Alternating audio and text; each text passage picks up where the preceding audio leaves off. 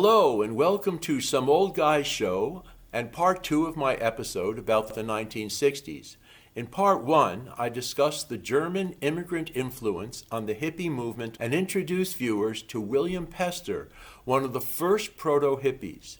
At first glance, you might not think that one vegetarian German nudist living in a California canyon would have much of an impact 60 years later on American culture.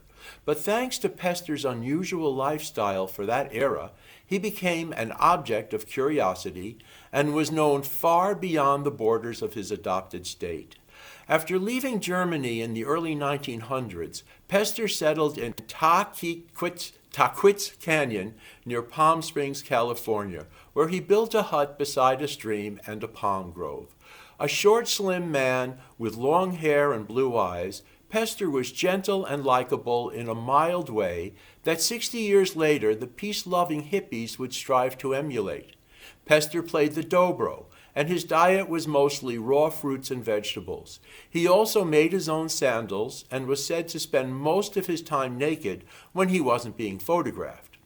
Thanks to this unusual lifestyle, Pester was visited constantly by tourists eager to meet and observe him. To all who would listen, Pester preached his personal philosophy, which went like this. Man was intended to live in a state of nature. All of man's troubles, sickness, anxieties, and discontent come from a departure from nature. If you want to be cured, go back to nature. Give up your extravagant habits and high-priced life. Quit taking medicine and discharge your doctor. These ideas would someday be echoed and embraced by the hippies, and are even reflected today in such areas as homeopathic medicine and the emphasis on organic foods. In the next part of this episode, we'll meet the millionaire animal activist who came to the historic Woodstock Music Festival with his sheep.